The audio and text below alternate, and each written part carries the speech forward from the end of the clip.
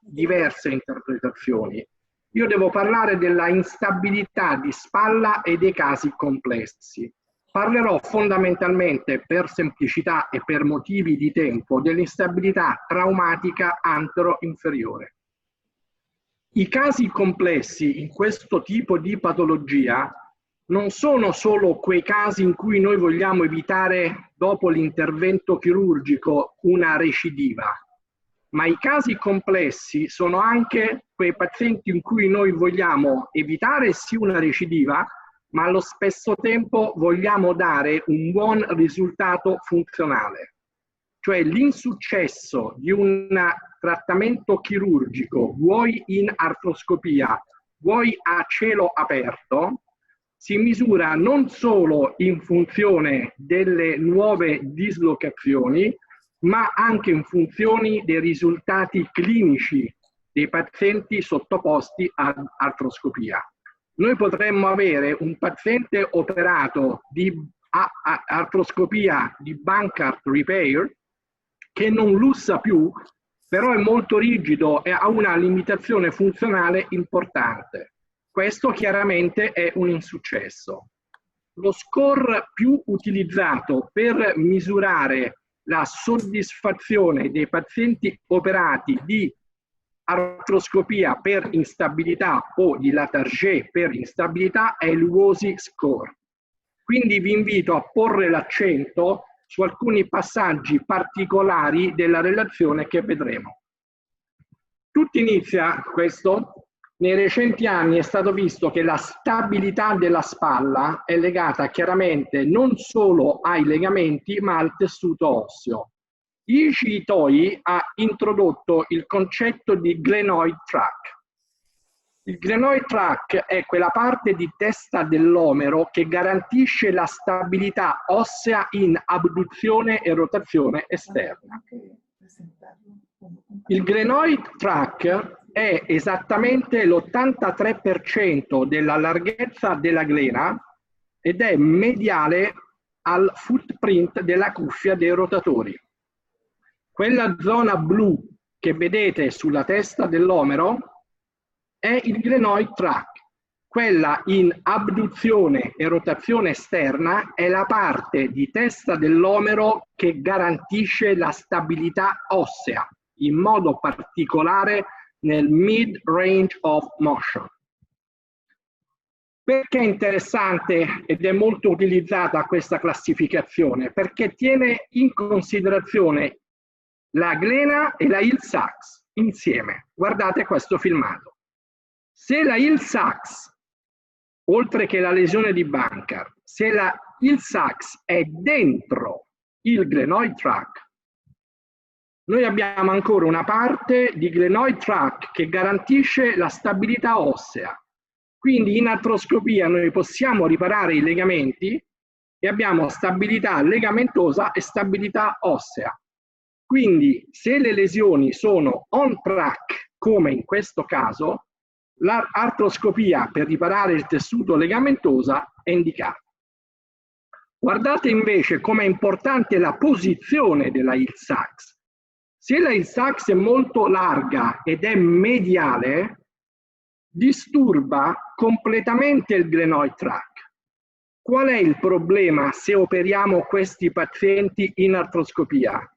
È che noi possiamo riparare bene i legamenti, però manca il supporto osseo perché il glenoid tract non c'è più, è stato completamente distrutto dalla Hill-Sachs.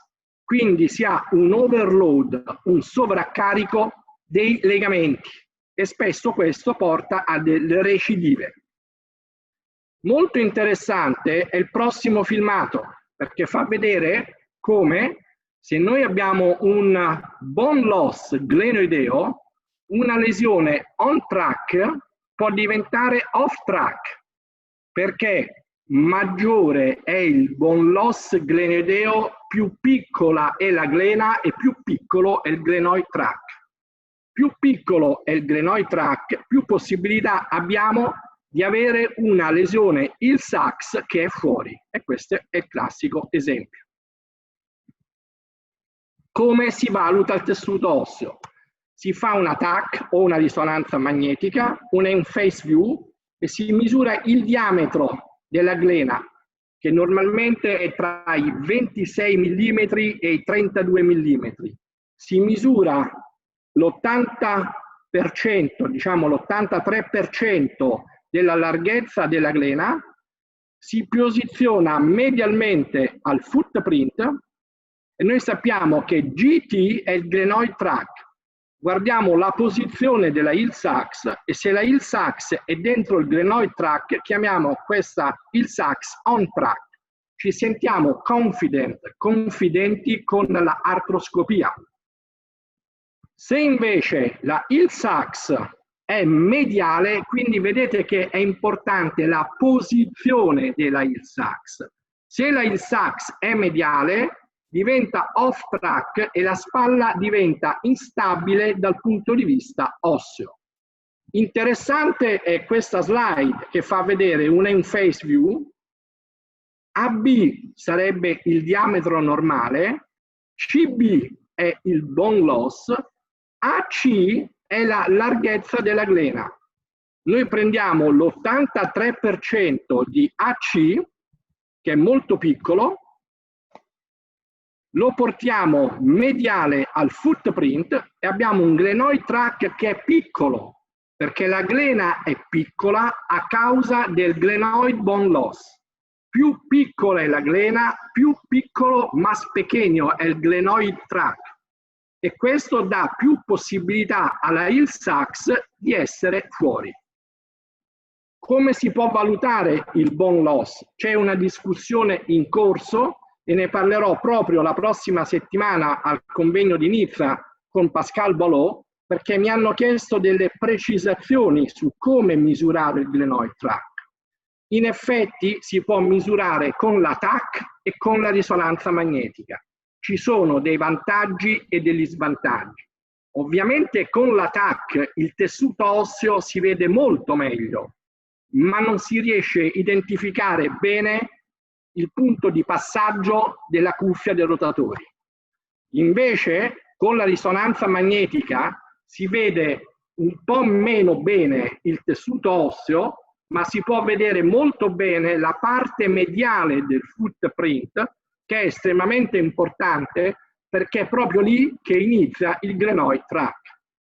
Quindi quando noi vogliamo studiare il glenoid track con la risonanza magnetica, dovete avere chiaro il concetto della heel sax interval. L'heel sax interval è la distanza tra il footprint e la parte più mediale della heel sax. Se questa distanza è più lunga del glenoid track, noi abbiamo una lesione che chiamiamo off track. Se la distanza è più piccola è on track. Vedete qui come è interessante, su questa risonanza magnetica, sul taglio frontale, noi vediamo la parte mediale del footprint e sul taglio assiale sappiamo esattamente dov'è il footprint. Quindi se noi sappiamo che questo è il footprint, la linea blu è il glenoid track e la linea rossa è l'heel sax interval. Se l'heel sax interval è più lungo del glenoid track, è una lesione off track. Quindi anche la risonanza magnetica ci dà un grosso ausilio, senza sottoporre a radiazioni i nostri pazienti. Allora, abbiamo due elementi importanti quando dobbiamo decidere a che intervento sottoporre il nostro paziente che soffre di instabilità recidivante traumatica antero-inferiore. Sappiamo dalla letteratura che il cutting age del bone loss è 25. Quindi abbiamo da una parte il bone loss glenoideo e da una parte abbiamo la heel sax, che come vedremo può essere più mediale e Yamamoto le ha definite periferiche, o può essere più laterale e Yamamoto le ha definite centrali. Ecco la nostra griglia. Abbiamo quindi dei pazienti che sono la maggior parte che sono in questa casella. hanno una lesione di Hill-Sachs piccola, molto laterale, direi insignificante, e hanno un bone loss che è meno del 25%. Attenzione ai numeri. In questi pazienti la letteratura internazionale non attenta dice di fare la artroscopia, la Bankart repair. Ma dobbiamo fare una riflessione. In questi pazienti che hanno una Hill-Sachs buona, una buena Hill-Sachs, pequeña e muy lateral, dobbiamo porre l'attenzione sul glenoid bone loss, meno 25%. Ma esiste una grossa differenza tra lo 0% e il 25%. E in effetti un attento studio della letteratura giapponese e americana ci fa vedere che è stato introdotto il concetto di subcritical bone loss. Che cosa vuol dire? Che nei soggetti dove la Hill-Sachs non è pericolosa e dobbiamo valutare solo il glenoid bone loss, possiamo avere pazienti che hanno un minimal glenoid bone loss al di sotto del 13-15%. In questi pazienti possiamo fare la arthroscopic Bankart repair. Molto interessante è fare attenzione quando noi facciamo l'artroscopia, ecco perché è un caso difficile. Quando noi facciamo l'artroscopia a soggetti on track, che però hanno un subcritical glenoid bone loss tra il 15% e il 25%, in artroscopia la letteratura internazionale ci dice che i risultati clinici misurati con l'UOSI non sono eccezionali, cioè hanno un WOSI score tendenzialmente alto tra i 400 e 600, che non è un failure, ma si allontana da un buon risultato che oscilla intorno ai 150-210 di WOSI score. Questo è molto importante. Per me questi sono casi complicati, perché se noi operiamo in artroscopia un ragazzo di 20 anni che ha una lesione on track, ma un bone loss glenoideo del 20%, l'artroscopia non dà una recidiva, ma dobbiamo fare attenzione al risultato clinico, che non sempre è eccezionale, che non sempre rende contento il paziente e pertanto rischia di non farlo tornare, ad esempio, allo sport a livello precedente. Quindi il concetto di subcritical bone loss è estremamente importante, è proprio una finezza per individuare quei soggetti a rischio di risultato clinico non eccezionale. In alcuni casi, proprio in questo gruppo di pazienti, molti autori, e probabilmente anche io, tendiamo con più facilità a fare la Latarjet. La posizione della Hill-Sachs, come avete visto, è molto importante. Ci sono tanti studi che fanno vedere la profondità, ma noi abbiamo dimostrato e pubblicato che invece è molto importante la posizione in senso medio-laterale. Più la Hill-Sachs è mediale, definita da Yamamoto periferica, più la Hill-Sachs è pericolosa. Ma attenzione! Anche le Hill-Sachs on track, periferiche ma non off track, quindi le lesioni di Hill-Sachs molto mediali, molto periferiche ma on track, se operate in artroscopia non danno un ottimo WOSI.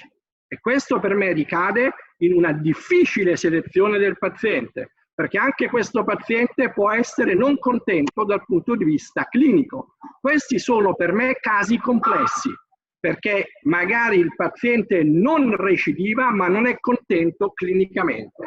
Più facile invece quando abbiamo soggetti che hanno una Hill-Sachs, diciamo un bone loss molto importante, sopra il 25%, e hanno una on track. Questi pazienti comunque devono fare una bone support technique perché manca il tessuto osseo. Quindi con lesioni superiori glenoidee al 25% è importante fare la Latarjet o una tecnica di supporto osseo. Interessanti sono quei pazienti off track che hanno un glenoid bone loss al di sotto del 25%. Quindi sono delle lesioni di Hill-Sachs mediali, off-track o molto larghe, con un bone loss sotto il 25%. La prima domanda che si deve fare il chirurgo è chiedersi perché quella lesione di Hill-Sachs è off-track. Può essere off-track perché è colpa della Hill-Sachs, che è molto larga e molto mediale. Caso 1. Può essere colpa del glenoid bone loss e della Hill-Sachs, casi molto difficili, o può essere colpa del glenoid bone loss, che è veramente tanto, anche se la Hill-Sachs è piccola ed è laterale, ma il culprit, il colpevole, è il glenoid bone loss. Allora nel caso 1, dove il colpevole è la Hill-Sachs, si può fare una artroscopia e un plus, cioè il remplissage, perché noi sappiamo che il responsabile del off-track è la Hill-Sachs, quindi ripariamo legamenti e annulliamo l'effetto negativo meccanico della Hill-Sachs con il remplissage. Poi abbiamo i casi intermedi dove ognuno fa quello che crede, lo possiamo discutere. Sicuramente in Francia faranno una Latarjet, probabilmente negli Stati Uniti faranno un arthroscopic bunker repair e un plus, e probabilmente sono giuste tutte e due. Il caso numero 3 è abbastanza semplice perché il responsabile è il glenoid bone loss, quindi in questo caso torniamo sulla Latarjet. Per concludere, l'ultimo concetto. Quando abbiamo chiaramente dei glenoid bone loss molto importanti e lesioni di Hill-Sachs larghe e mediali, si fa la Latarjet. Il concetto con cui vi voglio salutare è quello delle Bony Bankart. È un messaggio semplice ma importante. Quando noi abbiamo la Bony Bankart, cioè rimane una parte di tessuto osteocondrale inserito al legamento, esiste, anche grazie ai lavori di Sugaya, una tendenza a riparare e fare la Bony Bankart Repair. E questo è perfetto, ma dobbiamo anche qui fare delle considerazioni su questo frammento osseo. Dovete considerare che se noi abbiamo una lesione on track e misuriamo solo la glena senza il frammento osseo, noi abbiamo un glenoid tract piccolo e potremmo fare che abbiamo una on track ma con un subcritical glenoid bone loss. Se noi siamo bravi chirurgicamente, questo è un caso complesso, e ripariamo bene la Bony Bankart, noi aumentiamo il diametro della glenoide e trasformiamo una glena da subcritical a minimal glenoid bone loss, che dà dei migliori risultati clinici come avete visto prima. Allo stesso tempo noi possiamo avere una Bony Bankart se misuriamo solo il diametro della glena senza il frammento osseo, possiamo avere una Hill-Sachs che è off-track. Ma se il frammento d'osso è grande, noi lo ripariamo in artroscopia bene, noi trasformiamo una lesione off-track in on-track. E facendo nuovamente delle misurazioni, possiamo capire se siamo nel pattern dei minimal glenoid bone loss, perché il frammento magari è molto grande, o se il frammento è consumato, abbiamo trasformato una lesione off-track in on-track, ma appartiene al pattern del subcritical glenoid bone loss, e si può discutere se fare una Latarjet o un arthroscopic bunker repair e remplissage. Mi avete chiesto di parlare di cose complesse e io questo ho fatto. Grazie.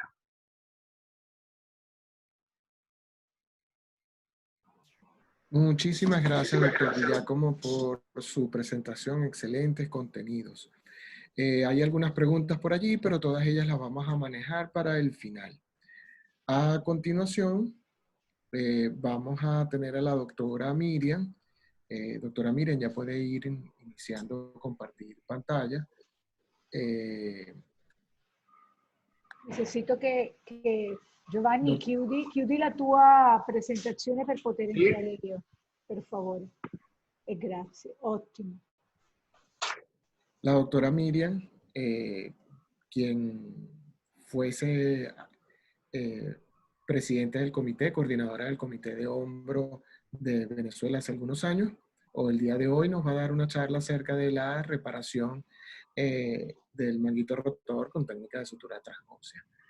Doctora Miriam, es toda suya la pantalla. Esperamos su conferencia. Gracias. Se ve, estoy en pantalla, se está viendo, ¿cierto? La estamos viendo a usted. Dele compartir pantalla para poder ver su presentación. Pues le di, dame un minuto porque...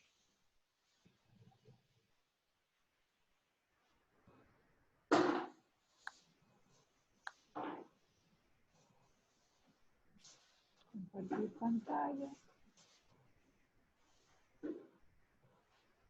Estoy en pantalla, Juan.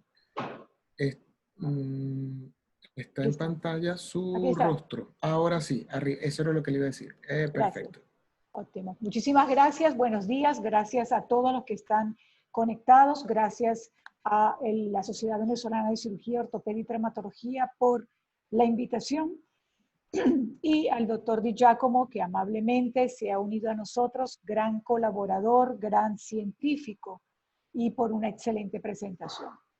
Tratando de hablar de temas complicados o qué cosas nuevas podemos aportar en esta gran avalancha de webinar que hemos tenido, vamos a recaer sobre un tópico que es muy frecuente, que son las lesiones del manguito rotador.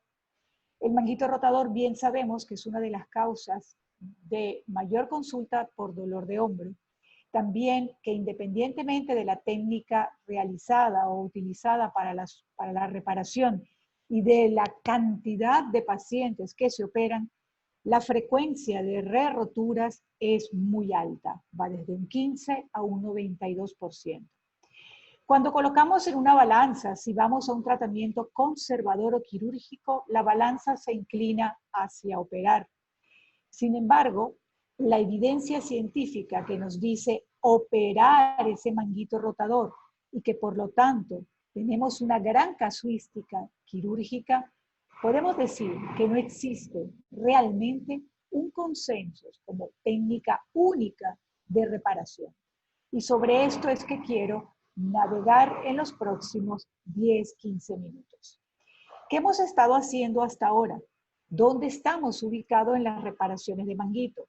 Todos usamos anclas, tenemos el aporte biológico con los patch, con las aumentaciones, pero sin embargo no estamos lejos de tener una gran cantidad de reintervenciones a pesar de operar adecuadamente.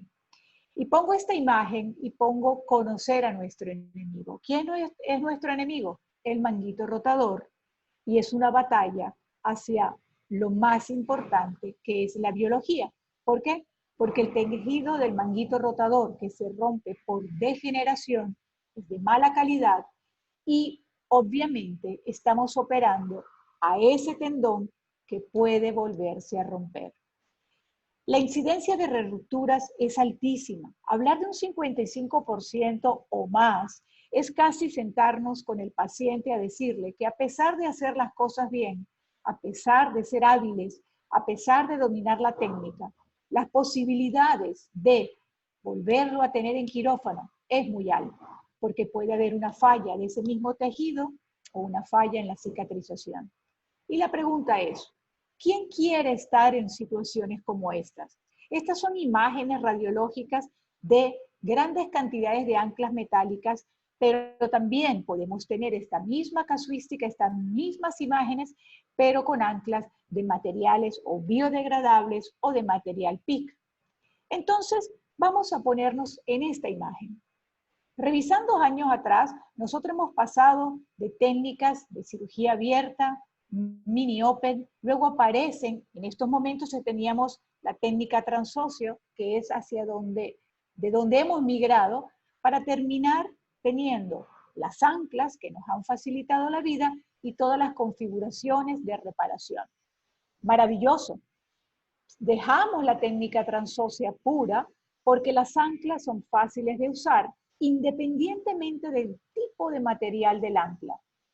Pero esta es la visión que tenemos, un futrín con implantes, con anclas, independientemente del material e independientemente de la calidad del tejido, con las posibilidades de reparar nuevamente. Por lo tanto, y empezamos a ver publicaciones, ¿lo hemos estado haciendo bien? El uso de anclas es significativamente importante. Deberíamos pensar entonces en trabajar equivalentes transóseos que nos permiten una mejor interfase hueso, porque en el fondo lo que buscamos cuando reparamos un manguito rotador es optimizar con los implantes que usamos esa interfase hueso-tendón que nos permite una cicatrización. Y vuelven a aparecer artículos que nos vuelven a complicar o nos llevan hacia otros mundos, que son reparar en una fila, en doble fila, y aparecen trabajos de nivel de evidencia 1 que te invitan a hacer configuraciones donde, lejos de abandonar grandes cantidades de materiales, empezamos a usar muchos más materiales. ¿Y quién de ustedes que me está escuchando puede decir que no le ha ido bien? Yo lo he hecho, me ha funcionado, pero indiscutiblemente vuelvo a la imagen de muchos materiales y también a pensar que estos pacientes pueden volver a buscarme y yo tener una huella invadida de material y no alejado de un gran gasto económico por parte de la inversión como cirugía. Entonces, gold estándar, ¿dónde estamos en el 2020 más allá de vivir la pandemia y el COVID? Que nosotros queremos maximizar esa estructura de reparación del manguito, maximizar la respuesta biológica de cicatrización, pero minimizando la agresión quirúrgica con buenos resultados. Y volvemos nuevamente al futuro, al pasado, hacia un futuro mejor. Y vemos que tenemos la posibilidad de volver a la técnica transósea, pero con instrumentales que nos hacen la vida más fácil y poder no abandonar las anclas, pero empezar a migrar o a pensar en una mejor biología de reparación.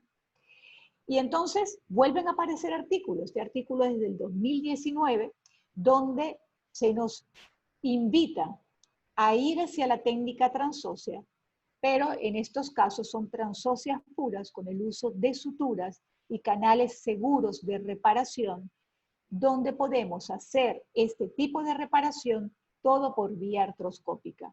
Más artículos, todos de buen nivel de búsqueda y de significancia científica, donde se pueden reproducir las diferentes configuraciones que hacemos con las anclas, pero con huellas completamente libres a la hora de hacer la reparación.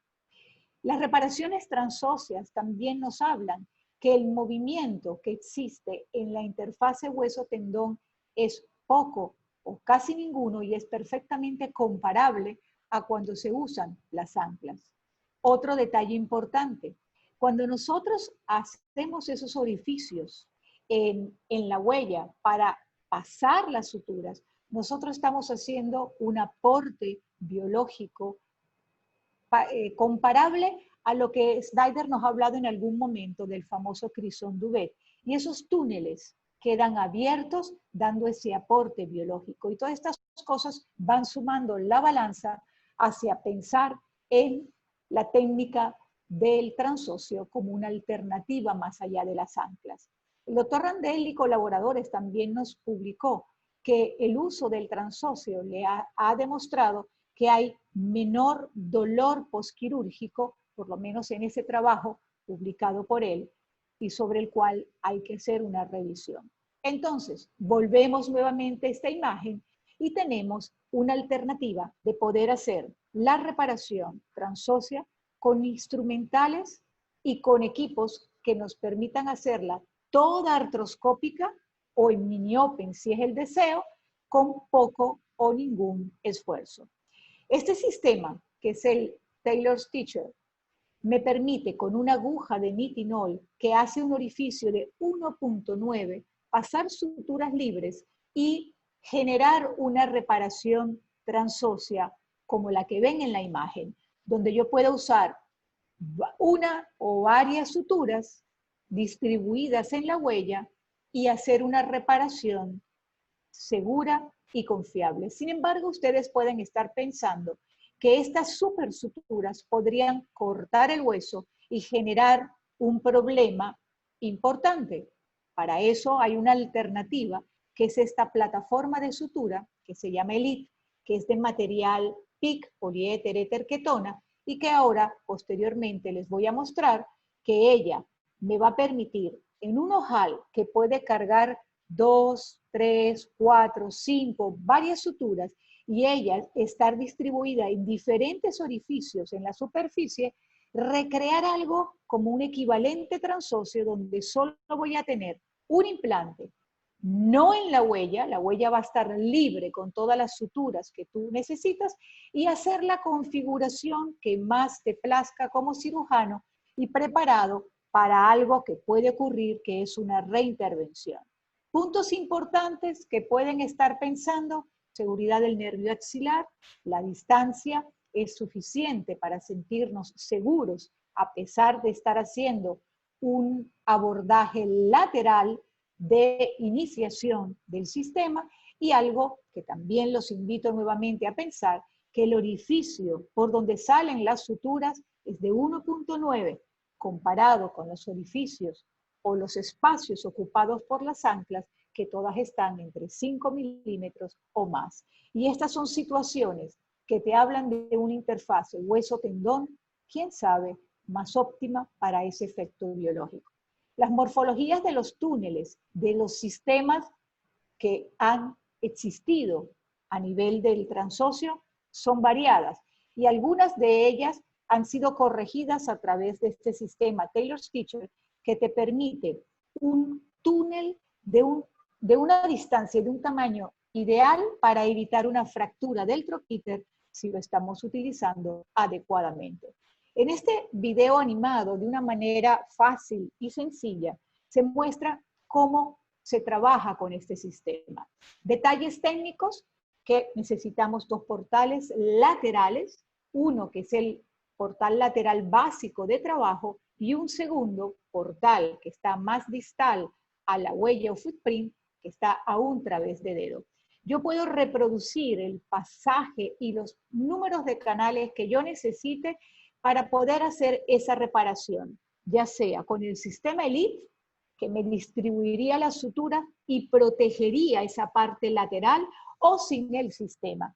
Todo realmente a decisión del cirujano que repara. Una vez que las suturas están pasadas, la reparación sigue siendo la misma que ustedes hacen, y podemos convertirla en un equivalente transóseo siempre con el mismo implante.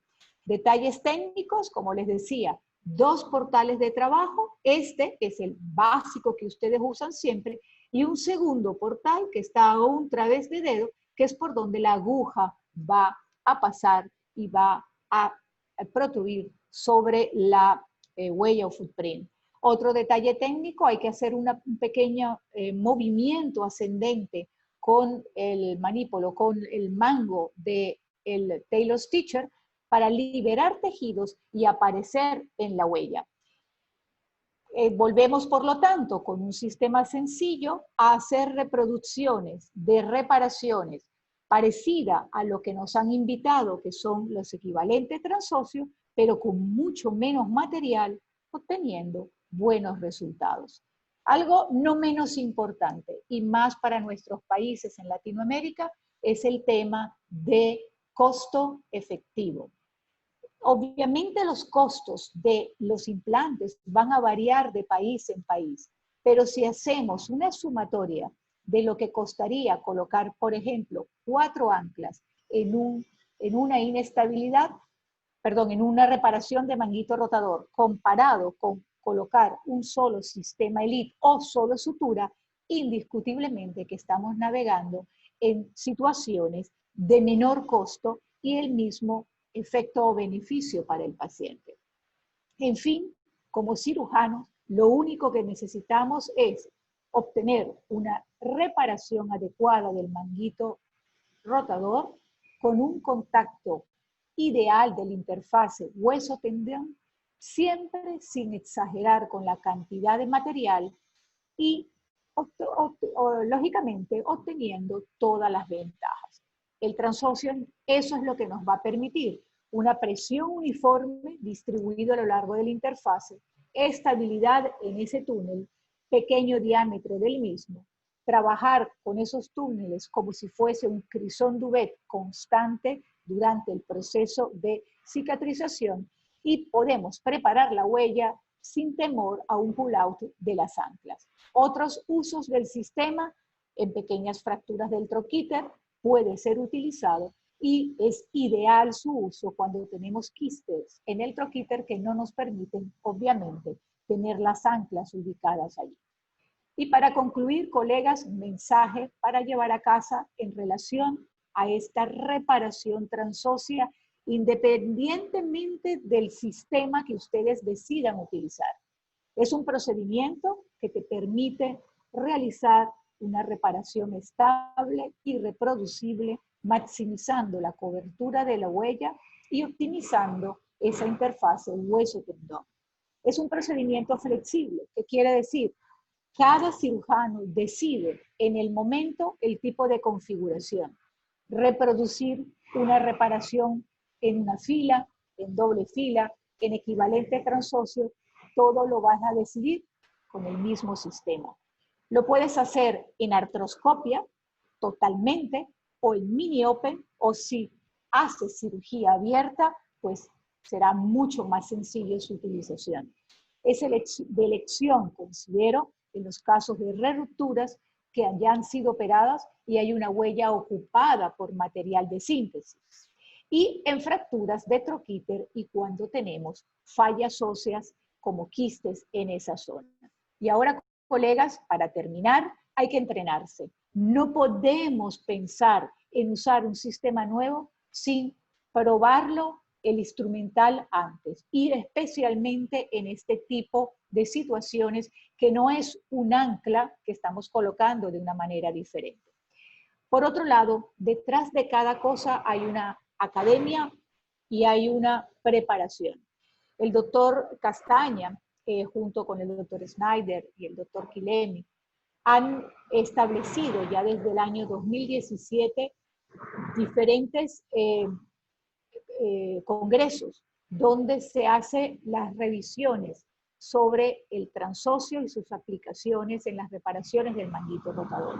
Actualmente, por cuestiones que todos conocemos, el de este año que iba a ser en Perú se está sosteniendo vía webinar y estamos en curso de su última sesión que va a ser el próximo sábado.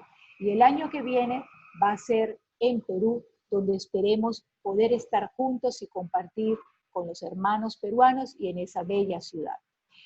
Este próximo sábado nos corresponde a Latinoamérica hablar del transóseo, hablarlo también en español y esperamos poder estar juntos y conversar sobre esto. Una vez más, invitarlos a compartir los cursos de entrenamiento. El año pasado tuvimos el honor de tener al doctor Di Giacomo en este curso, que es ya hace 11 años en la ciudad de Tampa, Florida. Y antes de despedirme, quiero dar las gracias al doctor Di Giacomo, en especial, más allá de mis colegas que comparten este podium, por habernos dedicado su tiempo, hoy un día festivo, sábado, en pleno verano italiano. Muchísimas gracias a todos por el tiempo. Gracias. Muchísimas gracias, doctora Miriam. Excelente presentación, siempre aportando los conocimientos y sumando cada día más. Ahora, a continuación, vamos a tener a la doctora Carolina Pisanti, también quien fue ex coordinadora del Comité de Hombro de la Sociedad Venezolana de Cirugía Ortopédica y Traumatología. Y vamos ahora con su charla, que es la reconstrucción capsular superior, la experiencia venezolana en cuanto a la reconstrucción. La doctora Miriam debe dejar de compartir la pantalla para que la doctora Carolina pueda compartir la pantalla. Hola amigos, gracias a todos, gracias al comité organizador como es la Sociedad Venezolana de Traumatología y Ortopedia, al comité de hombro, al doctor Valles y a mis otros amigos con los que estoy compartiendo esta conferencia, como es el doctor Di Giacomo, gran maestro, y agradezco mucho estar acá y habernos hablado de su magnífica ponencia que siempre la disfruto. Y a Miriam, bueno, un gran abrazo de hermana a lo lejos y continuaremos en esto. Me toca hablarles de nuestra experiencia y las decisiones que tomamos durante el problema en lo que es la lesión masiva del manguito rotador y cuándo es o no irreparable. Vamos a comenzar con el final en vez del principio y el trabajo, un trabajo muy importante publicado el año pasado donde hablan de lo que es reparable o irreparable y definimos lo que es la lesión masiva. Han habido muchos... Caro, debes cambiar la pantalla porque solo te ves tú, no estamos viendo la presentación. ¿Cómo hago? Arriba a tu derecha, donde están las fotos de nosotros, donde están los videos, Ajá. Hay unos cuadritos allí, hay uno de ellos que te permite voltear la imagen de tu pantalla. Esta. Dale presión. No, le estoy dando, pero nada. Compartir pantalla, Carolina. Ajá. Sí, Pantalla, estoy con compartir pantalla. Dale ahí, pero tiene que tener abierta la presentación y das compartir pantalla. No, no lo logro. Compartir pantalla, dale compartir pantalla. Es que no me abre. Espérate un segundo, a ver si tengo un problema contigo aquí, ya va.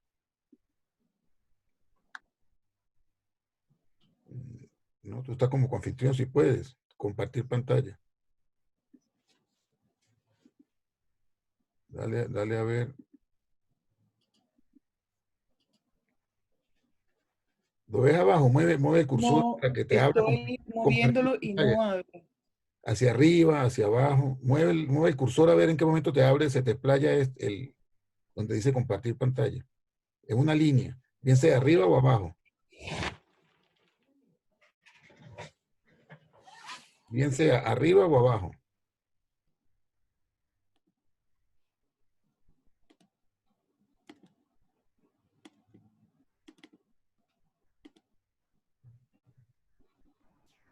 Mientras la doctora Carolina viene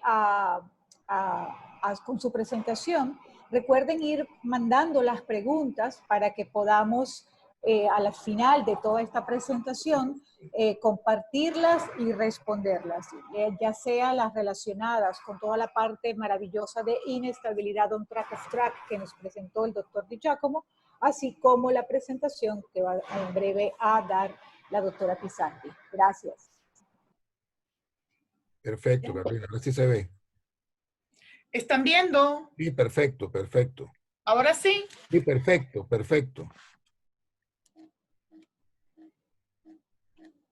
Listo, Carolina, ahora sí se ve la pantalla. Ya estamos viendo tu presentación.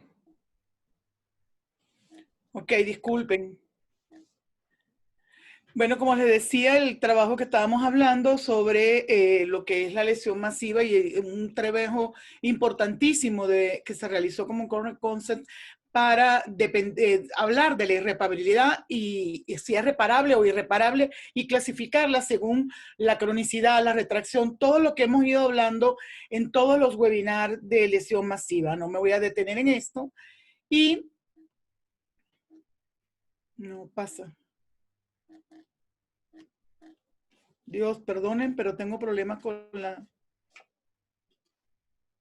Claro, escucha. ¿Qué hicimos? ¿Qué continuamos haciendo? ¿Y qué hacemos? ¿Y qué vamos a hacer? Este fue mi primer paciente en cirugía abierta cuando todavía era fellow con el doctor Sergio Quequea. Y yo decía, Dios mío, qué grandes son estas lesiones para poder repararle. Y me acuerdo que en esa época hacíamos debridamiento.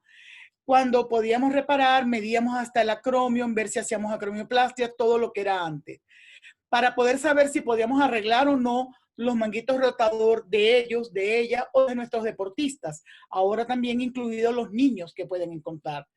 Los diagnósticos, todos sabemos cómo hay que hacer una buena historia clínica, un buen examen físico y saber la valoración que tenemos que tener para las partes blandas, las partes angulares y lo que son los cambios estructurales que van a ocurrir. Por eso Hamada con la clasificación nos ayuda a predisponer qué vamos a hacer o qué vamos a ver, decidir en qué momento quirúrgico. Durante o dentro del acto quirúrgico, viendo la distribución de las lesiones que tenemos, vamos a decidir en ese momento si es irreparable o no, como lo decía Burger. No debemos olvidar nunca los cambios degenerativos persistentes, los microtraumas que lo vamos a encontrar, así muchos trabajos lo explican. Y también después de la lesión, de la ruptura, las metaplasias y las calcificaciones para ver o si no se nos complican el tratamiento que debemos realizar. Recordar también la infiltración grasa después de ciertas semanas, específicamente muchos trabajos hablan después de las 16 semanas, y también de las lesiones a nivel del nervio supraescapular, que mientras mayor retracción, más denervación y menos inervación de las fibras musculares. Recordar que no sabemos la genética que trae nuestro paciente y cómo va a evolucionar aceptando o no el tratamiento que le vamos a dar, en este caso la colocación de los parches que podamos intervenir en la cirugía de reparación de la cápsula superior o las lesiones masivas. Las fuerzas van a ser alteradas, como bien lo decía Burrell, con respecto a lo que es la lesión del supra, del infra, del subescapular y del redondo menor, que nos va a alterar, perdonen, que nos va a alterar la lesión y la fuerza, ¿verdad?, completa, y la alteración de la centralización de la sumatoria de la fuerza, tanto horizontales como verticales, evitando una buena coactación. Esto nos lleva a que veamos si o no es asintomático o no sintomático en la evolución de los años que muchos pacientes pasan asintomáticos y es muy frecuente que después de 5 años o de 10 años presenten la evolución patológica. Otros sí son sintomáticos, como el 50% de los pacientes durante los 5 años de las lesiones. Estos son la evolución natural de algunos de nuestros pacientes en la unidad. En el 2013, un gran equipo de médicos y maestros se reunieron para hablar de lo que es el consenso de cómo manejar estas lesiones del manguito rotador. Ellos reunieron en base a la localización, extensión, patrón, la atrofia muscular, ¿verdad?, la atrofia grasa y la retracción. Ya esto lo conocemos muy bien. Yo añadí algunas lesiones como las lesiones del Conrad, que son las lesiones longitudinales del subescapular, que nos va a hablar a favor o en contra de cómo hacer una reparación, si podemos hacer un side to side a nivel del injerto con el sub y con el infraespinoso, y tenemos que tener un buen anclaje a nivel del subescapular. Él nos habla de las lesiones longitudinales, ¿verdad? Y las otras lesiones que debemos ver si están completas, son reparables, o si, dependiendo del anclaje que vayamos a tener que utilizar. Por ejemplo, en este caso, si tenemos una lesión completa, vamos a utilizar doble hilera o doble anclaje, y yo particularmente llevo muy bien con la parte de injerto las 3 primeras clasificaciones de la FOS. Otro es el signo que se ven aquí, una artropatía, una lesión importante, masiva, a pesar de todo, que es una lesión muy importante, un paciente de 50 años con una severa lesión del bíceps, un signo de la coma muy evidente de la lesión del tercio superior del subescapular, donde la podemos ver muy evidente en esta zona.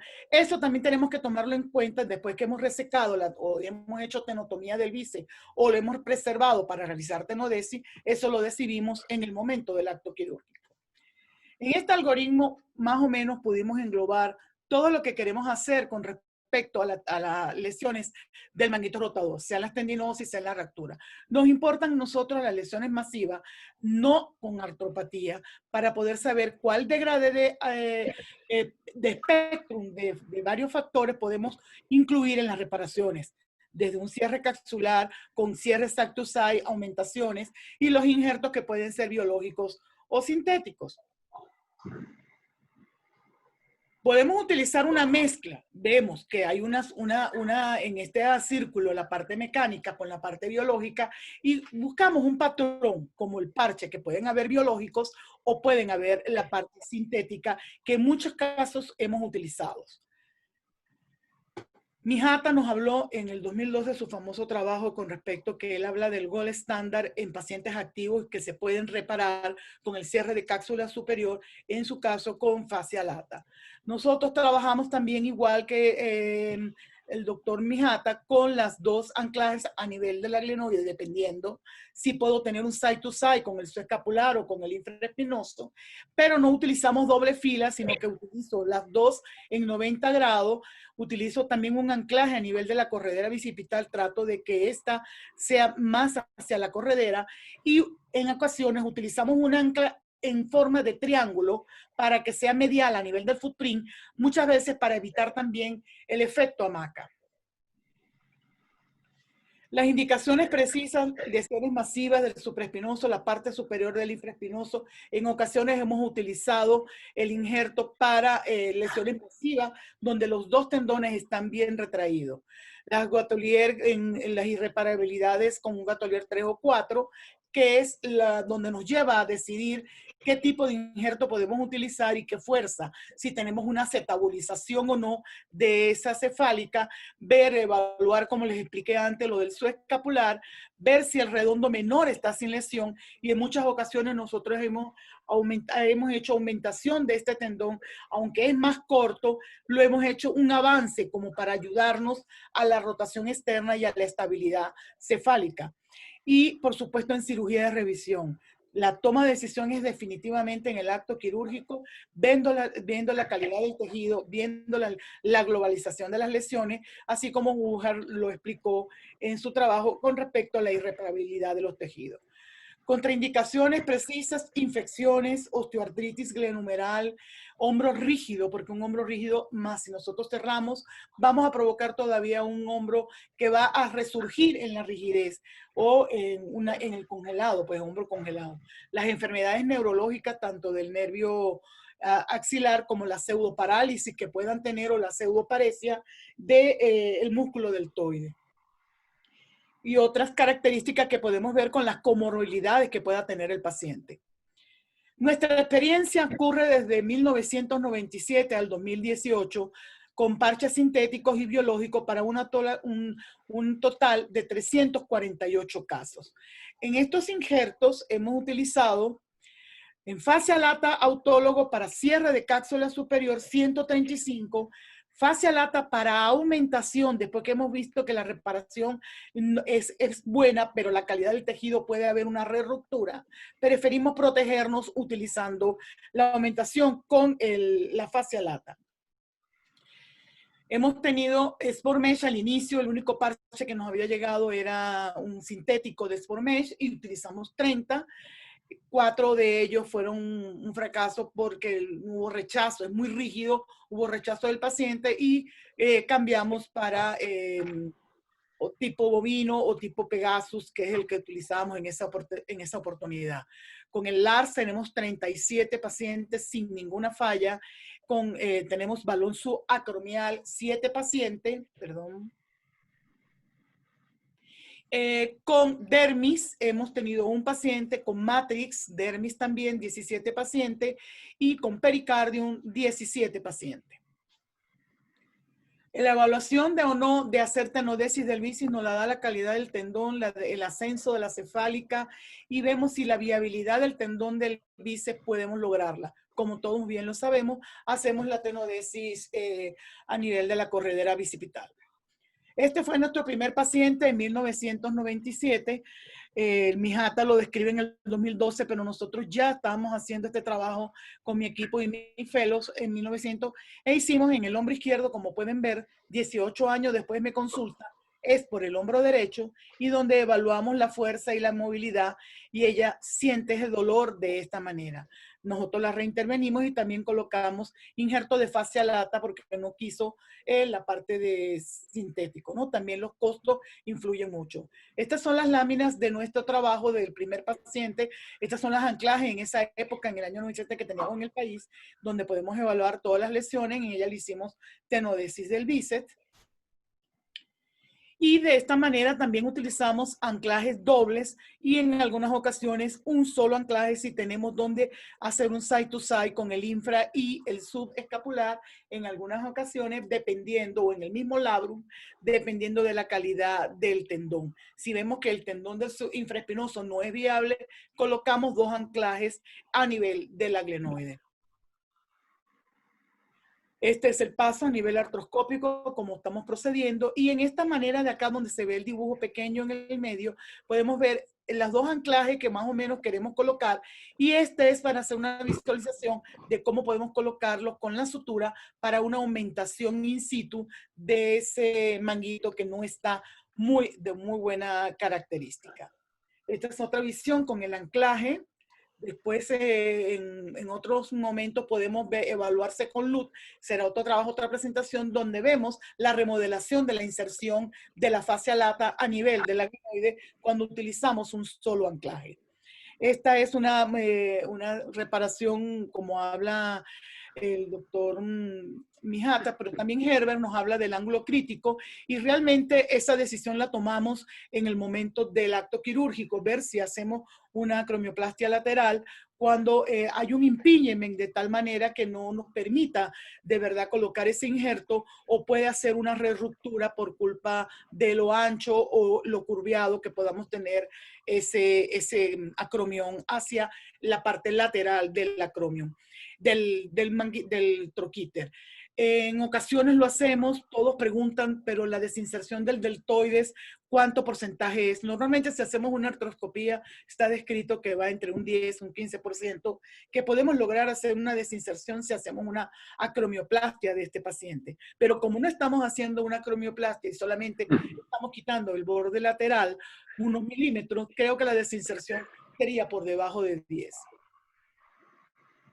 Este es más o menos la descripción de lo que hacemos, y podemos colocar un ángulo, ¿verdad? En lo que es en el footprint, y nosotros siempre lo colocamos en 90 grados. No ha ido muy bien hacerlos en 90 grados, y el anclaje a nivel de la glenoide. Esto principalmente para evitar lo que es el efecto hamaca. Generalmente en lo sintético muy pocas veces lo colocamos. Cuando es necesario se coloca el ancla para abaratar los costos. Ya con el sintético el costo es bastante importante, pero a la larga los costos y beneficios van a ser importantes. Estos son los resultados de la paciente de los 18 años que le hicimos ecosonografía y resonancia. El paciente tenía mucha fuerza, había una integración de esto. Fíjense que en la glenoide no se ve el anclaje. Aquí pareciera que hubiera una ruptura, pero realmente en otro corte no lo vimos, y aquí lo corroboramos que el subescapular, que también estaba lesionado, lo pudimos, hay una integridad y una funcionabilidad del mismo. Esto es otro de nuestros pacientes donde hicimos también side to side. Veamos la colocación y vemos para colocar el parche en lo que es la aumentación. Esta es la toma de injerto, lo cultivamos con un poco de antibiótico y sangre, y en ocasiones lo doblamos para obtener por lo menos 8 milímetros de grosor cuando es necesario hacer el cierre de cápsula superior. En estos casos, con dejarlo sencillo, es solamente pequeño para hacer la aumentación. Más o menos esta es la descripción de lo que tenemos. Algunos de los resultados de nuestros pacientes de 70 y 80 años, paciente jugadora de golf, de tenis a esta edad, se le hizo aumentación también del hombro derecho, y esta es la evolución después de 10 años, ya con 91 años, realmente me imagino que ya debe haber fallecido, pero a los 91 años esta paciente estaba en estas condiciones, que fue a la consulta. Este fue el ecosonograma de esta paciente a los 2 meses y medio, en hombro izquierdo, hombro derecho, y la tenodesis del bíceps, más o menos para que lo evaluaran. Fíjense, en la oportunidad que la operamos tenía unos 70 años y otra paciente 80 años, con la aumentación de ese manguito. En el 2013 tenemos esta paciente con esta lesión traumática, con una cronicidad de 1 año, no podía ser intervenida por problemas cardíacos. Posteriormente pudimos lograr, hicimos el doblaje del tensor de la fascia lata, ya había tenido una cirugía previa donde pueden ver que habían anclajes colocados, y esto es en el 2013, el control con la inserción del suescapular y la reparación del infraespinoso. Hicimos, como pueden ver, los anclajes a nivel de la corredera bicipital y a nivel del troquíter. Esta paciente fue nuestra primera paciente con LARS a los 3 meses del postoperatorio. Ellos se recuperan mucho más rápido que con la parte biológica, con lo que se llama injertos biológicos. Utilizamos esto a los 3 meses. Ella se nos perdió de la consulta, no pude saber más cómo está, pero unos buenos resultados que fueron satisfechos para la paciente. Nuestro paciente también con injerto de dermis en el hombro izquierdo y tiene un balón subacromial en el hombro derecho. Ambos sus lesiones fueron traumáticas, una aguda que fue la del lado matrix, porque la irreparabilidad ya tenía lesiones a nivel de infiltraciones grasas importantes y una lesión del suescapular con estímulo de la coma importante, bastante evaluado. Este es el INSPACE, ya con muy buenos resultados en este caso, en nuestro paciente. Lo que es la reruptura postoperatoria, que ya hemos hablado, que contribuye a la investigación de los factores y la protección que debemos tener. El doctor Mijata vuelve y dice que con los restos del manguito, ¿verdad?, podemos lograr hacer también un aumento biológico a ese injerto de la fascia lata, y nosotros también logramos hacer estos pacientes con muy buenos resultados.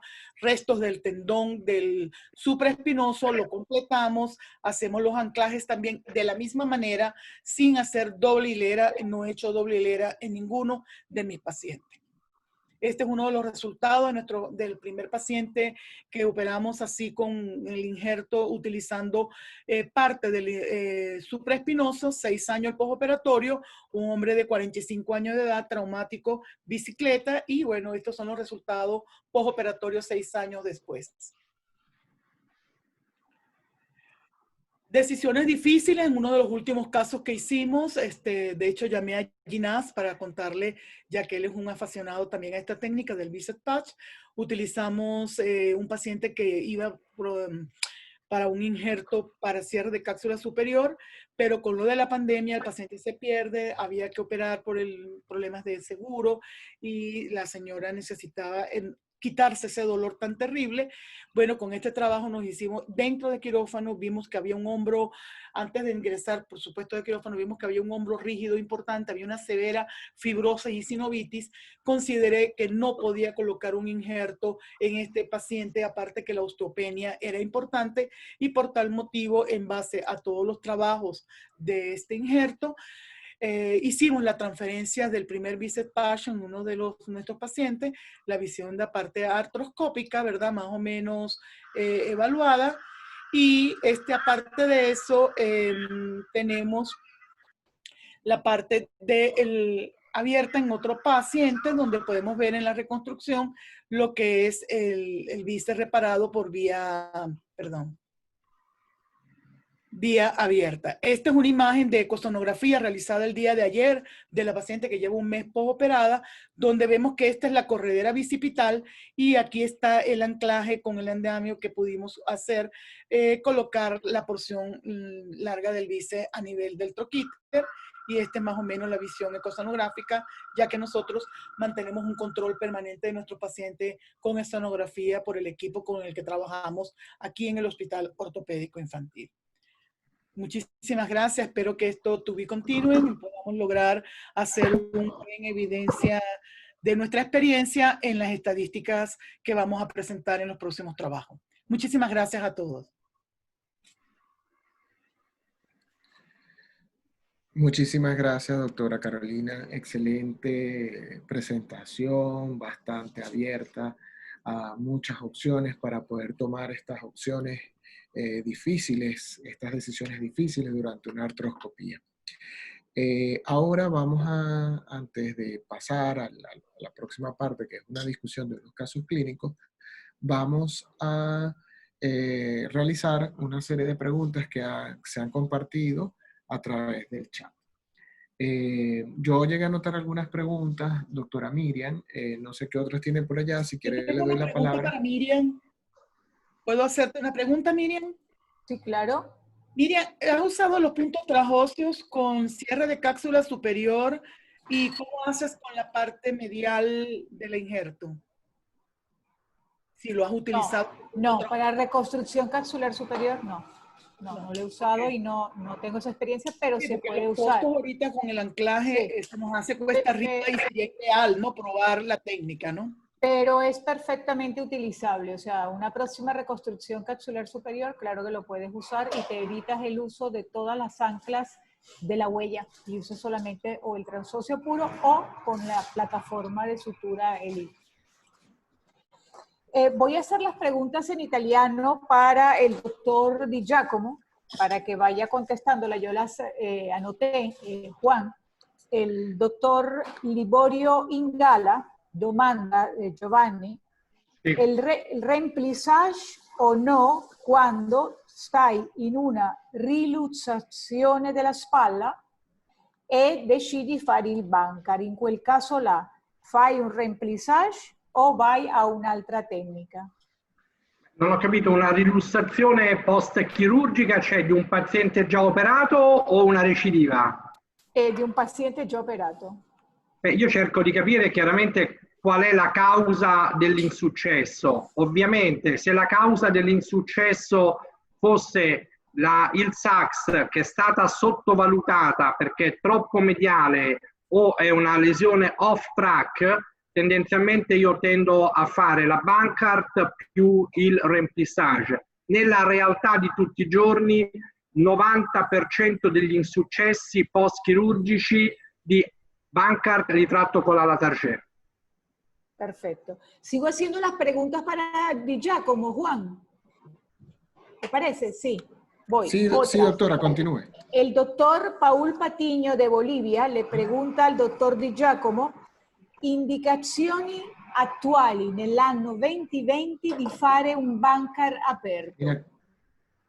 Se ci sono. Il Bankart aperto si può fare in un caso solo. Innanzitutto se si ha una buona esperienza di questa chirurgia aperta, e oggi non è facilissimo trovare dei chirurghi giovani che abbiano grossa esperienza in questa chirurgia, perché non la fanno raramente, non l'hanno fatta. Diciamo che se si ha padronanza di questa chirurgia, l'indicazione è la lesione on track in un giovane atleta con scarsa qualità tissutale dei legamenti. Si può pensare di fare una Bankart aperta, tendenzialmente con uno shift, in modo particolare se è l'arto dominante in sport da lancio, dove la Latarjet potrebbe dare qualche problema.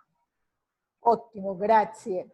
Il dottor Pablo domanda, nel Latarjet aperto si può usare quella placca con vite di rinforzo che una volta abbiamo anche visto presentazioni tue. La usi o non, o l'hai scartata? Assolutamente, è una placca molto piccola, molto versatile, che uso tutti i giorni. Ne abbiamo montate circa 1200, non ci hanno mai dato un problema se la monti correttamente. I vantaggi sono diversi, dovremmo farci un convegno su questo. Il vantaggio più importante è la grande compressione che dà, anche se la coracoide fosse piccola, e in modo particolare la placca ha un wedge mediale che se la usi in un soggetto che non ha un grosso glenoid bone loss e la glena è molto steep, con il wedge mediale hai un tilt della coracoide e migliora il contatto tra la parte profonda della coracoide e il collo della scapola. Quindi la placca ha tanti vantaggi e il primo vantaggio è di essere molto semplice perché ha uno strumentario elementare che ti guida step by step. Grazie. Approfitto, voy a hacer voy a contestar algunas de las preguntas del transocio que han hecho.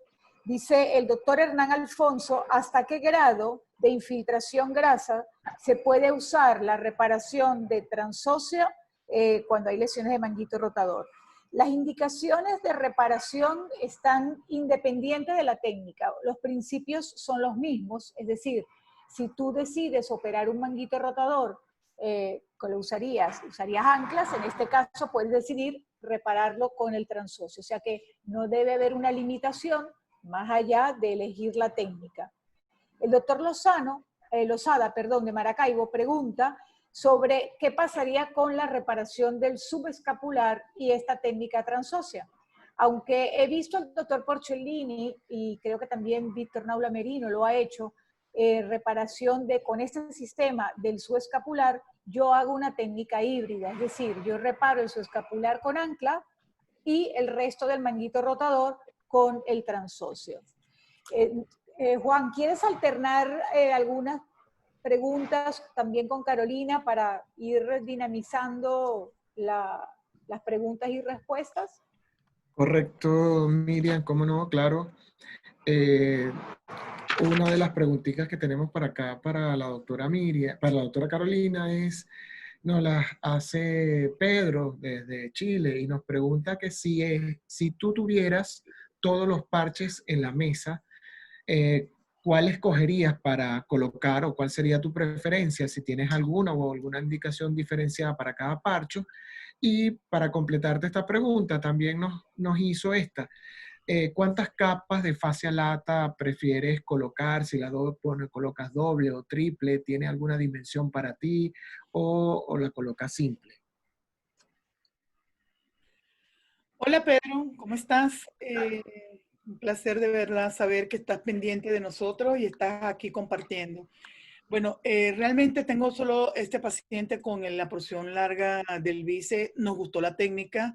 Hasta ahora va muy bien. La paciente está evolucionando satisfactoriamente. La ecosonografía nos está evidenciando que hay una buena aceptación. Sí, es una opción tener el bíceps y hacerle el cierre de cápsula superior en un solo tiempo, si se pudiera hacer. Lo que pasa es que las complicaciones que yo tenía con la severa sinovitis que encontré y la rigidez articular, no consideré que era ponerle ese injerto, más que el que habíamos encontrado era uno sintético de alta precisión y resolución, como lo es el LARS. Entonces, la diferí. Si yo tuviera una persona joven, definitivamente me iría con un sintético, con una dermis, que fuera más fuerte, más grueso. Realmente necesitamos ceder o descender la cefálica humeral, y mi experiencia con la cantidad de pacientes que hemos operado, mucho me has ayudado tú cuando estabas con nosotros acá y has visto la evolución. El doblez, lo que necesite. Yo he hecho dobleces hasta 3 veces el injerto para aumentar el volumen, porque depende del tamaño, del diámetro. No podemos utilizar para un cierre de cápsula 2 milímetros, 3 milímetros. Me gusta siempre utilizar entre 8 y 10 milímetros. Y con el cierre de cápsula y el bíceps, yo también creo que le daría doble solamente. Y evitaríamos así mayor complicaciones. Si pudiera tener un reforce con el infraespinoso, sería ideal en la parte del intervalo posterior. Miriam, posso fare una domanda poi? Sì, una domanda per sì. Carolina. Carolina, volevo chiedere, prima di fare questi interventi delicati che danno dei buoni risultati, ma non in modo così sistematico, la selezione del paziente prevede anche un trattamento riabilitativo? Volevo sapere che tipo di fisioterapia fate fare prima di decidere di operare il paziente e con quali criteri fate la fisioterapia. La última parte no la entendí, Miriam. Ok, que si, en la parte de la rehabilitación, ajá, ¿y con qué criterios la hacen? Ok, Giovanni, muy buena pregunta. Sí, todo paciente pasa por un proceso de rehabilitación para fortalecimiento del deltoides, de si hay un escapular intacto, ayudar a que haya una mayor movilidad y una mayor fuerza de ese tendón. Trabajo de resistencia escapular, porque es importante que haya un balance escapular para lograr eso. Muchas veces estos patrones llevan hasta 6 meses de rehabilitación. Muchos de los pacientes que llevan 6 meses de rehabilitación previa, algunos dicen, doctora, estoy bien, no me quiero operar. Entonces esa decisión la toma. Para mí es muy importante el equipo de rehabilitación. ¿Estás de acuerdo? Sí, sí. Ok. Una pregunta para Di Giacomo. Experiencia del doctor Di Giacomo en el uso de patch, alopatch, etcétera, en reparaciones de manguito rotador. ¿Cuál es la experiencia del doctor Di Giacomo? Non ho dei numeri eccezionali perché io credo molto nella parte riabilitativa. Per fortuna la maggior parte dei nostri casi facciamo riparazioni complete o parziali e con un buon trattamento riabilitativo, anche usando le ancore, da anni abbiamo dei buonissimi risultati. Questo tipo di chirurgia lo riserviamo a pochi pazienti, i risultati sono buoni, ma normalmente sono pazienti giovani nei quali chiaramente non abbiamo delle alternative. Quindi sicuramente è un ottimo strumento da avere nelle mani, ma non è la chirurgia di tutti i giorni. Ok, gracias. Hicieron otra pregunta en el auditorio sobre el transóseo, si se podía usar en todos los patrones de lesión del manguito rotador. Y la respuesta es sí, se puede usar en todos los patrones de lesión. Juan, te paso la palabra para otras preguntas. Perfecto. Carolina, una pregunta que nos hace el doctor Leonardo Caleni y el doctor Carlos Rodríguez, se parecen las preguntas y las voy a fusionar. Hablan acerca de cómo es la técnica de la toma del injerto de la fascia lata y nos preguntan que qué complicaciones has tenido en cuanto a la zona dadora de la fascia lata y si representa esa alguna complicación, alguna advertencia para el paciente en el postoperatorio o en el futuro. Hola Leo, hola Carlos. Sí, es importante también esta pregunta. En la zona dadora, como así lo dijo también mi hija, no hemos tenido ningún tipo de inconveniente. Cuando el paciente sangra mucho, dejamos un drenaje por unos 2-3 días para evitar el hematoma y el seroma que pudiera formarse residual y con eso evitamos esas complicaciones que teníamos al principio de la técnica. Y particularmente la parte importante es que el paciente acepte el tratamiento que le estamos dando. Le vamos a dar una rehabilitación. Giovanni, también rehabilito las piernas para que sientan que están bien sus piernas y cuando tomo el injerto les digo que es importante que sean conscientes que vamos a tomar un músculo, un pedazo de tendón que nos va a ayudar, pero que no va a causar ningún tipo de inconveniente y problema. El mayor problema que van a tener es dolor y quizás un seroma residual que se puede extraer en el consultorio. Pero lo hemos evitado dejándole un drenaje postquirúrgico de 2 a 3 días más o menos y lo quitamos en el consultorio. Doctora Miriam, otra preguntita que habían hecho por aquí es acerca de si utiliza las suturas que utiliza para la reconstrucción transósea, si es la misma sutura que estamos habitualmente, las supersuturas, o tiene un calibre especial para este tipo de reparación. Las suturas que pasas a través de los orificios son supersuturas. Podrías pasar etibón, pero obviamente el etibón con el roce del hueso podría romperse. Entonces son supersuturas.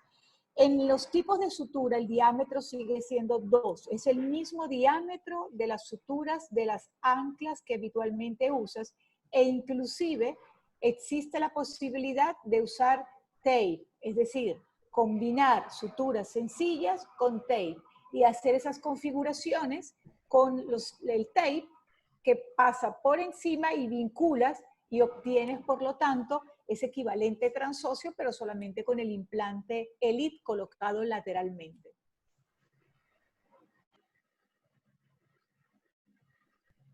Doctora Miriam, hay una pregunta para el doctor Di Giacomo, si quiere para que se le realice, que es algo de cuál es su experiencia en la toma de decisiones de la reconstrucción capsular. Pero, dime la pregunta, ¿dónde está que yo no la vi? Dímela en español y yo se la digo en italiano. Pregunta la experiencia del manejo de las lesiones irreparables. ¿Cómo sería su algoritmo de trabajo en cuanto a lo que sería el balón subacromial, la reconstruzione capsular superiore o la transferenza tendinosa? Vale. Allora, domandano che in questo caso, Giovanni, se hai una massiva irreparabile della cuffia dei rotatori, come ci vai avanti? Pensi in un subacromial balloon, pensi in una trasferenza, pensi in una ricostruzione capsulare superiore? Allora, diciamo che il fattore fondamentale è il primo, fare un buon trattamento riabilitativo di 5-6 mesi e vedere che cosa succede. Questo è importantissimo. Poi devo valutare se si tratta di una spalla funzionale o di una spalla non funzionale. Se si tratta di una spalla, di una lesione di cuffia funzionale che ha solo dolore, la fisioterapia può avere un ruolo importante. Se si tratta di una spalla non funzionale, una spalla pseudo-paralitica, vuol dire che la lesione della cuffia dei rotatori è sotto il centro di rotazione della testa dell'omero, per cui la fisioterapia spesso in questi casi non dà dei buoni risultati. Diventa quindi importante vedere l'età del paziente. Se l'età del paziente è oltre i 70 anni, molto spesso metto direttamente una protesi inversa. Nel caso invece si tratti di pazienti che sono più giovani, valuto se hanno una buona rotazione esterna, un buon infraspinato, un buon piccolo rotondo, posso fare la tecnica che ha fatto vedere Carolina, quindi ricreando un tetto gleno-omerale, partendo sempre dal presupposto che abbiano un buon sottoscapolare. Nel caso in cui invece abbiano un deficit della rotazione esterna, noi preferiamo fare una transfer del latissimo del dorso, sempre che abbiano un buon sottoscapolare. Quindi molto importante è il fattore dell'età. La trasferenza del trapezio, del piccolo trapezio come la pregona Bassam, non la preferisci? Preferisci il latissimus dorsi? Sì, ti ripeto, perché non sono degli interventi che noi facciamo con tutta questa grossa frequenza, sono pochi casi l'anno, per cui nella mia esperienza fare poche cose fatte bene, perché a volte uno fa troppe tecniche e non fa nulla di qualità, poco ma bene. Esto lo voy a decir en español porque creo que viniendo de un profesor como el doctor Di Giacomo es fundamental. Lo ideal no es hacer mucho de todo, sino poco y muy bien hecho. Muy bien. Entonces, basado en tu dominio quirúrgico, ofrecerle al paciente lo que mejor sabes hacer para obtener buenos resultados. Y él siempre empieza desde todo punto de vista con mucha rehabilitación, mucha rehabilitación.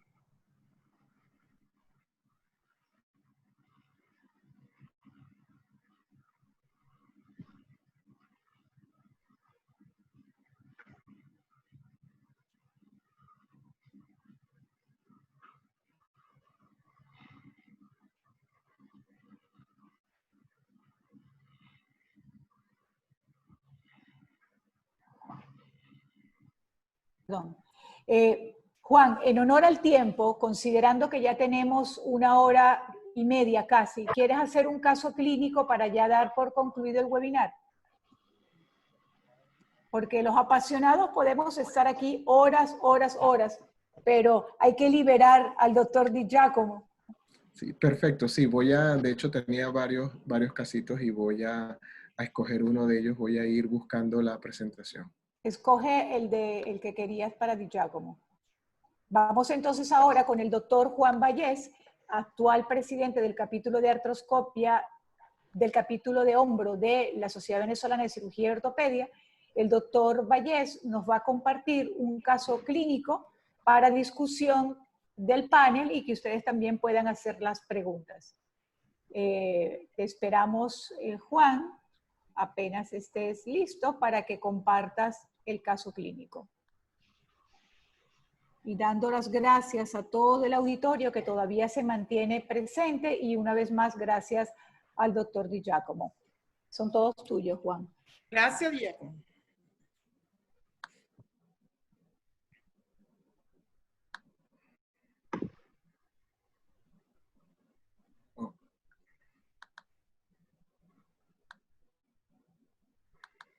Juan, puedes usar eso, listo.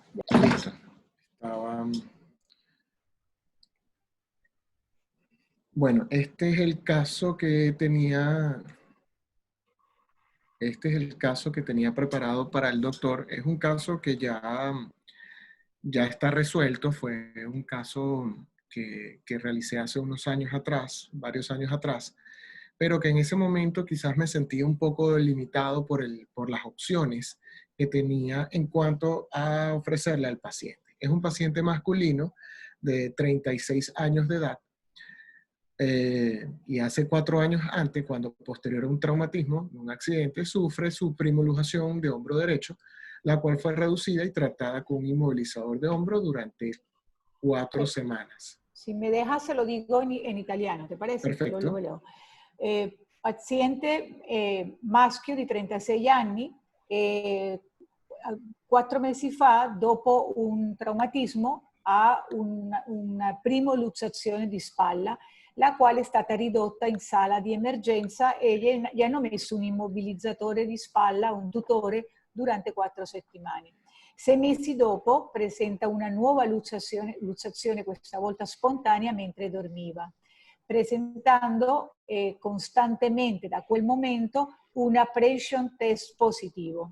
Nel 2008 viene sottomesso a una chirurgia aperta per una incisione delto pettorale e dopo 4 mesi presenta una nuova lussazione. Nel 2010 gli fanno nuovamente una chirurgia aperta, sempre per la stessa via anteriore delto pettorale, e dopo 2 mesi presenta nuovamente una lussazione che obbliga il paziente a usare un tutore di maniera costante, perché sennò la spalla veniva fuori, per evitare ovviamente lussazioni recidivanti. Ve adelante, Juan.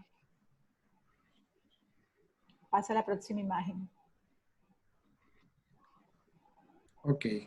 Vemos acá el paciente tiene como un antecedente de una focomelia izquierda y por lo tanto su brazo derecho es prácticamente su brazo dominante. Aquí vemos el abordaje, la incisión del abordaje delto pectoral que estamos viendo, ¿ok? Donde observamos la amplitud de la herida donde se le realizó en 2 oportunidades. El rango de movilidad tiene una flexión anterior de 180 grados, una 30 grados, una rotación interna hasta L1, signos de aprehensión después que pasa a los 90 grados y logra sublujarse con bastante facilidad.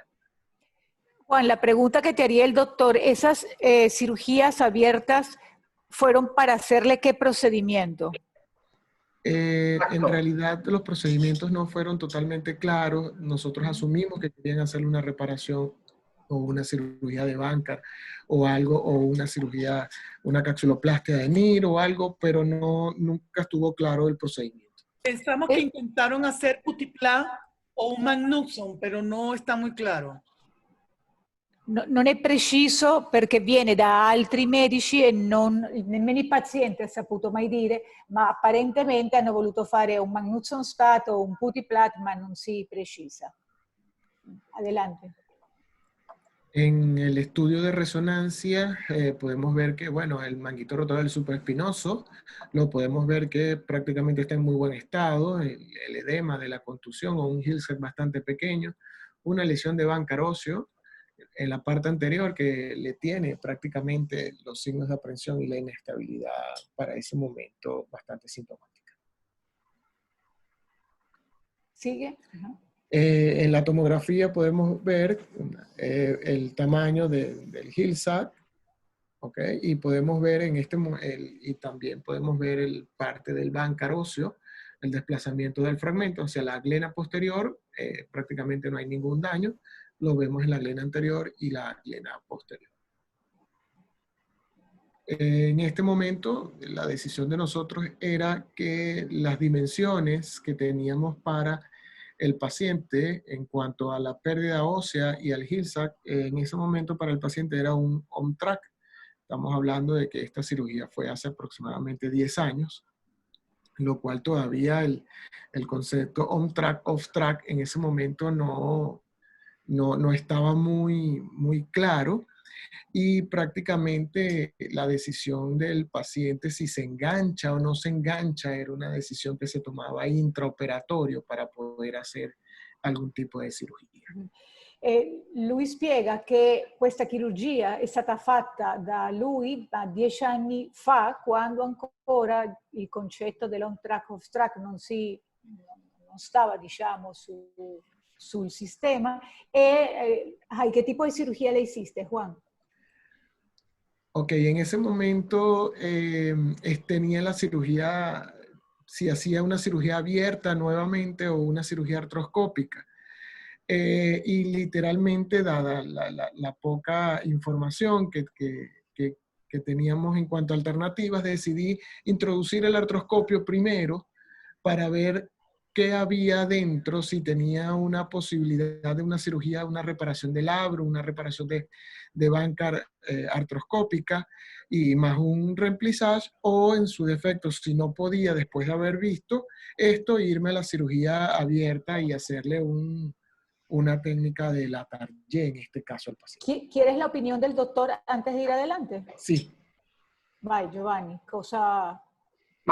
Io avrei fatto subito una Latarjet, perché questo è un paziente che ha una disfunzione importante al braccio sinistro, poverino, ha già avuto 2 interventi. La Latarjet in questi casi funziona molto bene nel 95-98% dei casi, quindi anche per un fatto psicologico io non esporrei il paziente a altri interventi in artroscopia dopo questa storia, anche perché la qualità dei tessuti molli sicuramente non è ottimale. Concordo col collega, l'artroscopia può essere utile a livello diagnostico per vedere la qualità del sottoscapolare, perché noi normalmente facciamo la Latarjet con lo split del sottoscapolare.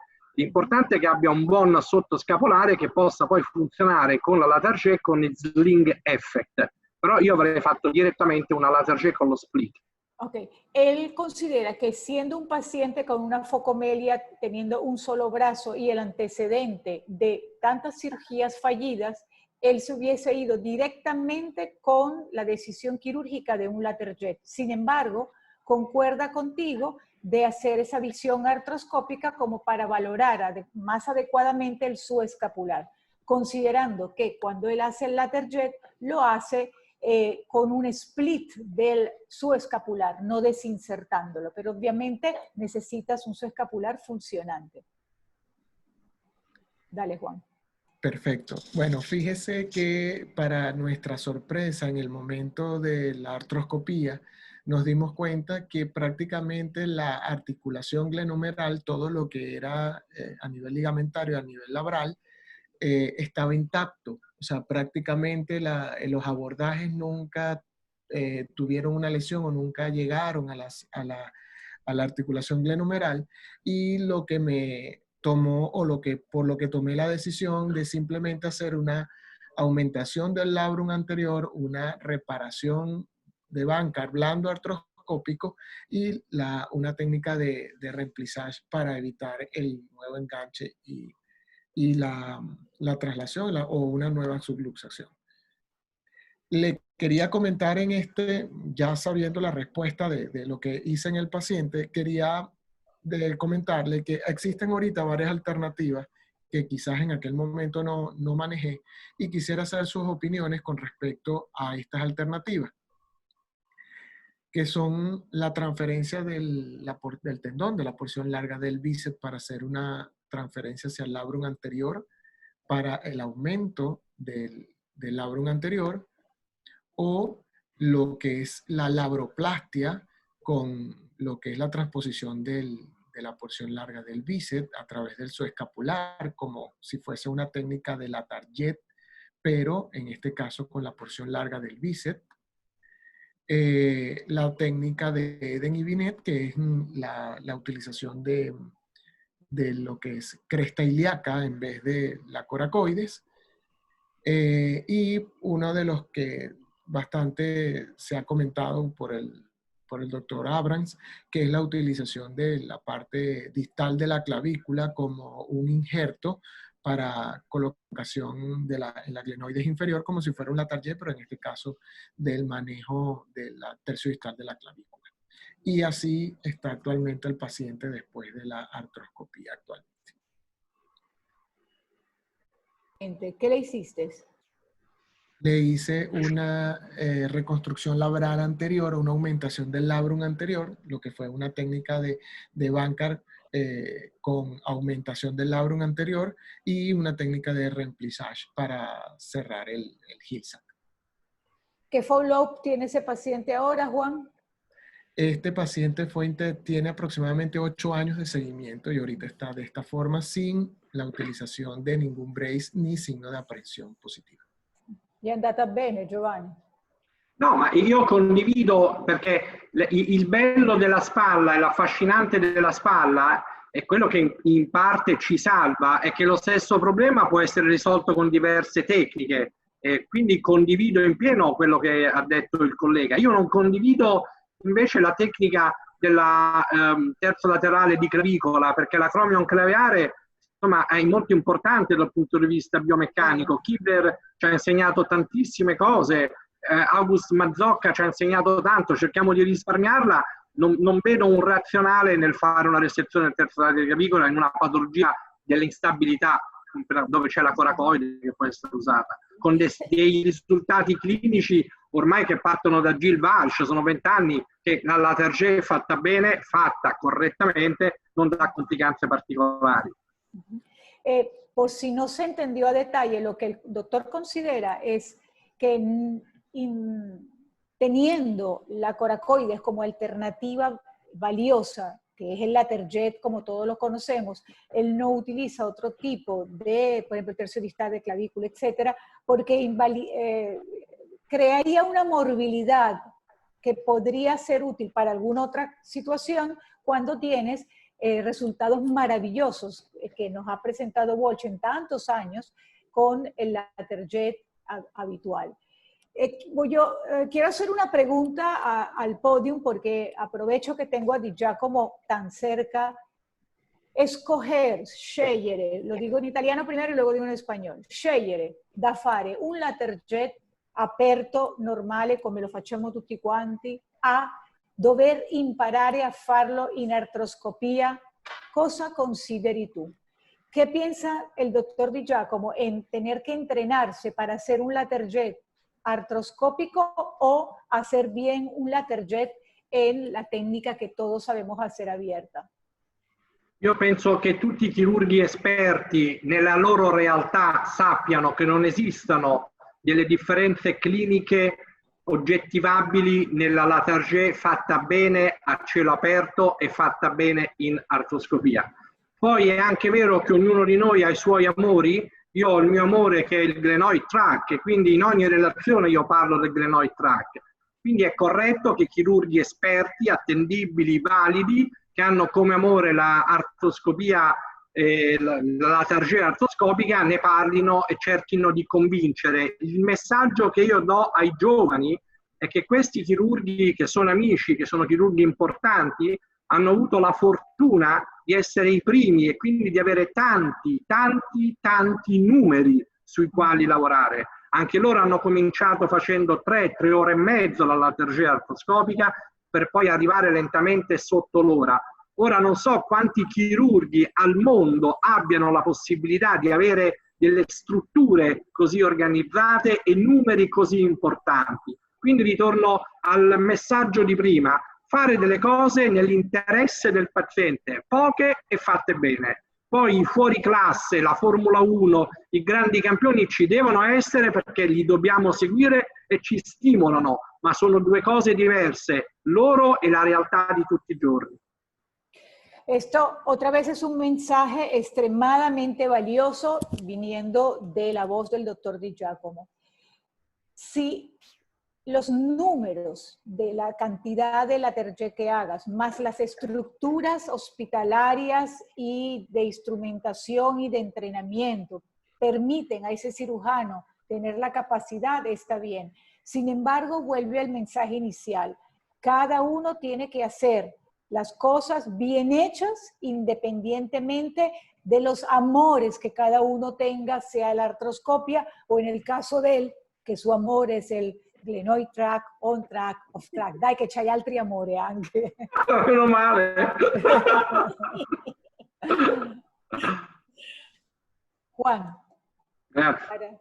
Grazie Bueno, a te. no, dado el tiempo Giovanni, y tante grazie, tutto ottimo. dado el tiempo y cumplido con los requisitos necesarios, hemos culminado con este webinar. Sin dejar pasar, por supuesto, agradecerle al doctor Di Giacomo por esta molestia y por este tiempo que se ha tomado con nosotros para compartir sus grandes conocimientos. A la doctora Miriam, a la doctora Carolina, por supuesto, por seguir siendo y continuar siendo anfitrionas del hombro en Venezuela y fuera de Venezuela. Y por supuesto, al doctor Reni Cárdenas por estar siempre colaborando con el comité y con la sociedad para que todo este tipo de eventos se sigan sucediendo. Un gran saludo a todos los colegas que se pudieron conectar, que están desde Bolivia, Perú, Santiago de Chile, República Dominicana y por supuesto de acá de Venezuela, que compartieron con nosotros esta bella mañana de sábado o tarde del día sábado allá en Italia. Gracias a todos, gracias Giovanni, Carolina. Grazie a voi. Grazie a tutti, bacio. Saludos a todos, muchas gracias. No nos Hasta resta luego. sino invitarlos para el día 11 de julio, el sábado siguiente, que tendremos al doctor Camilo Restrepo, del director de investigación clínica del Instituto Rockman, con una conferencia sobre evaluación de la literatura científica, por dónde empezamos. Esto va a ser el sábado 11 de julio a la misma hora, 10 de la mañana, hora de Venezuela. Cordialmente invitados todos y espero verlos el sábado siguiente a esta misma hora. Y muchas gracias a las doctoras por estar aquí presentes. Feliz día a todos los presentes. Muchas gracias por su asistencia. Chao. Gracias, hasta luego, presidente. Chao.